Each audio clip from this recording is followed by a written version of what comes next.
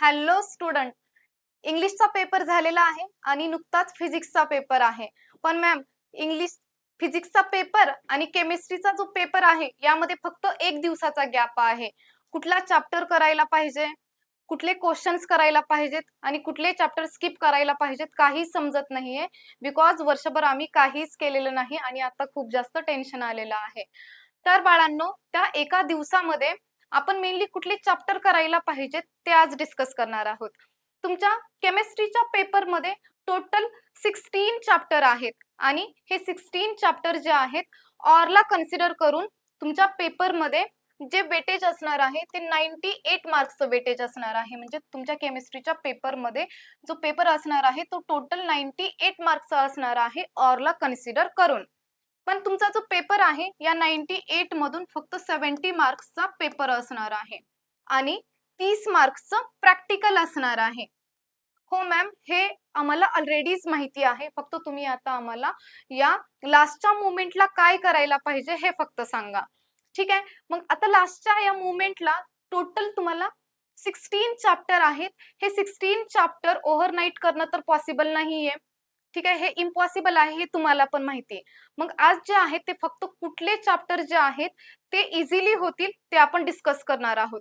पहिला जो चॅप्टर आहे सॉलिड स्टेट, पहिला जो चॅप्टर मी तुम्हाला सजेस्ट करेल तो म्हणजे सॉलिड स्टेट. त्यानंतर पहा आयोनिक इक्विलिब्रियम. हा जो चॅप्टर आहे तो 6 मार्क्स कंटेन करतो आणि हा चॅप्टर इझी पण आहे. त्यानंतर पहा, त्यानंतरचा जो चॅप्टर आहे chemical thermodynamics, then chemical kinetics. त्यानंतर पहा तुम्ही ट्रान्झिशन आणि इनर ट्रान्झिशन एलिमेंट जे आहेत या चॅप्टर वरती मेनली फोकस करणार आहात. त्यानंतर कोऑर्डिनेशन कंपाऊंड. कोऑर्डिनेशन कंपाऊंड्सला किती मार्क्स आहेत? 7 मार्क्स आहेत. Then halogen derivatives and last one is amine. बाळांनो, असे किती चॅप्टर झाले? टोटल 7 चॅप्टर झाले. मग हे जे 7 चॅप्टर आहेत मेनली तुम्हाला हे 7 चॅप्टर करायचे आहेत. मी फक्त इथं तुम्हाला हेच 7 चॅप्टर का दिलेले आहेत? बिकॉज हे 7 चॅप्टर जे आहेत ते इझी आहेत आणि इझिली तुमचं स्कोरिंग पण होईल. आता पहा, फक्त हे जर 7 चॅप्टर केले तर किती मार्क्स मिळतील? कॅल्क्युलेट करा. फक्त हे 7 चॅप्टर केले तर टोटल मार्क्स जे होतात 45 मार्क्स होतात. आणि त्यानंतर प्रॅक्टिकलच्या एक्झाम मधून हार्डली जास्त मार्क्स कट होत नाहीत. प्रॅक्टिकलच्या एक्झाम मधून हार्डली जास्त मार्क्स कट होत नाहीत. तरी आपण 26 मार्क्स जे आहेत, सपोज तुम्हाला प्रॅक्टिकलच्या एक्झाम मधून 26 मार्क्स मिळाले, असे किती मार्क्स होतात पहा? 71 मार्क्स होतात. मग यानंतर काय करणार? यानंतर काय करणार? तर तुम्ही असं म्हणणार की मॅम, आम्ही वर्षभर काहीच केलेलं नाही. याचा मीनिंग असा नाहीये की आम्ही काहीच केलेलं नाही. यातले तुम्ही इथं जे टिक मार्क्स केलेले आहेत यातले काही चॅप्टर आमचे ऑलरेडी झालेले आहेत. Then very good. मग त्या केसमध्ये काय करणार? मी तुम्हाला काही चॅप्टर सजेस्ट करेल आणि त्या चॅप्टर मधून फक्त तुम्हाला PYQs करायचे आहेत. त्या चॅप्टर मधून फक्त तुम्हाला PYQs करायचे आहेत. मग ते चॅप्टर कुठले आहेत? पहिला जो चॅप्टर आहे तो बायोमॉलिक्युल्स आहे. पहिला जो चॅप्टर आहे दॅट इज बायोमॉलिक्युल्स. त्यानंतर तुम्हाला पॉलिमर केमिस्ट्री करायची आहे आणि last one is green chemistry. या तिन्हीचे फक्त तुम्हाला PYQs करायचे आहेत. पण मॅम, आम्ही या चॅप्टरला जास्त वेटेज नसल्यामुळं आम्ही याला स्किप करायचं ठरवलेलं होतं. ठीक आहे. पण बाळांनो, या चॅप्टरला बिलकुल स्किप करायचं नाही. बिकॉज या चॅप्टर मधून डायरेक्टली तुम्ही PYQ जरी केले तरी टोटल मार्क्स किती होतात पहा? टोटल 12 मार्क्स होतात. अगोदर आपण काउंट केलं होतं तेव्हा टोटल मार्क्स किती झाले होते? टोटल 71 मार्क्स झाले होते.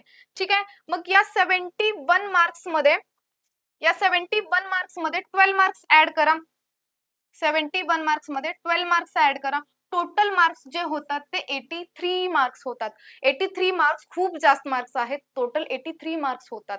पण मॅम, यामधले 83 जे आहेत ते आम्हाला पडणार नाहीत. ठीक आहे. यामधले 7 to 8 जे मार्क्स आहेत मायनस केले तरी आपल्याला 73 to 74 मार्क्स इझिली पडतील. त्यामुळे मेनली तुम्हाला या 7 चॅप्टर वरती फोकस करायचा आहे आणि हे लास्टचे जे 3 चॅप्टर आहेत यातलं तुम्हाला PYQs करायचं आहे. त्यानंतर तुम्हाला मी स्क्रीनवरती इथं काही चॅप्टर्स जे आहेत यांचे PYQs आणि IMP क्वेश्चन्स देते. मेनली त्या क्वेश्चनचा तुम्हाला स्क्रीनशॉट काढून घ्यायचा आहे आणि तुमचं प्रिपरेशन स्टार्ट करायचं आहे. पहिला जो चॅप्टर आहे सॉलिड स्टेट आहे. त्यानंतर solution. Then ionic equilibrium. Ionic equilibrium हा जो चॅप्टर आहे फार इझी आहे आणि यामधून डायरेक्टली क्वेश्चन्स येतात, त्यामुळं आयोनिक इक्विलिब्रियम चॅप्टरला स्किप करायचं नाहीये. Then thermodynamics. थर्मोडायनामिक्स चॅप्टर लेंथला मोठा आहे, पण यामधून फार हार्ड क्वेश्चन्स येत नाहीत आणि हा स्कोरिंग चॅप्टर आहे, त्यामुळं केमिकल थर्मोडायनामिक्सला पण स्किप करायचं नाहीये. Then electrochemistry. इलेक्ट्रोकेमिस्ट्री मध्ये मेनली काय होतं रे, यामध्ये खूप टाइप्सच्या सेल्स आहेत, त्यामुळं कन्फ्युजन होतं. हा इलेक्ट्रोकेमिस्ट्री वाला जो चॅप्टर आहे, तुम्ही या अगोदर सपोज रीड केला नसेल आणि या मोमेंटला तुम्ही स्किप करताय तरी चालणार आहे. देन जो आहे केमिकल कायनेटिक्स.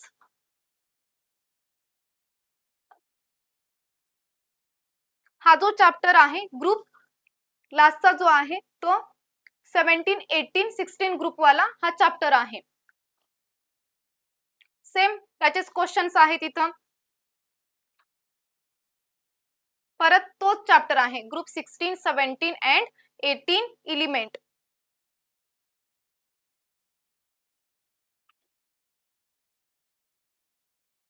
देन जो आहे तो coordination compound. Halogen derivative. Halogen derivative हा जो चॅप्टर आहे तो इझी चॅप्टर आहे, त्यामुळे याला पण स्किप करायचं नाहीये.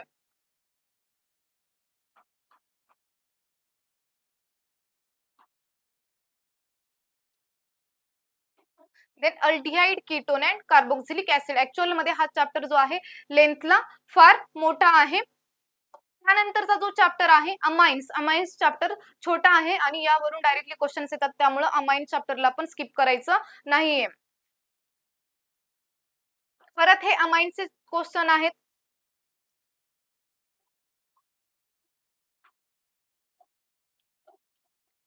देन हे बायोमॉलिक्युल्सचे पीवायक्यूज आहेत. मेनली हे पीवायक्यूज सर्वांनीच करून जायचे आहे.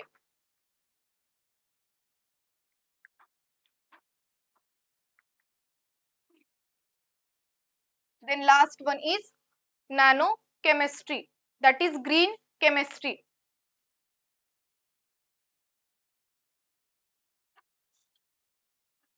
तर बाळांनो, हे तुम्हाला मेनली 7 चॅप्टर आणि त्याचे पीवायक्यूज एक्झाम मध्ये नक्कीच करून जायचं आहे, जेणेकरून तुमचा स्कोर जो आहे तो खूप चांगला येणार आहे. आणि wish you very all the best for the exam and may you excel in your exam.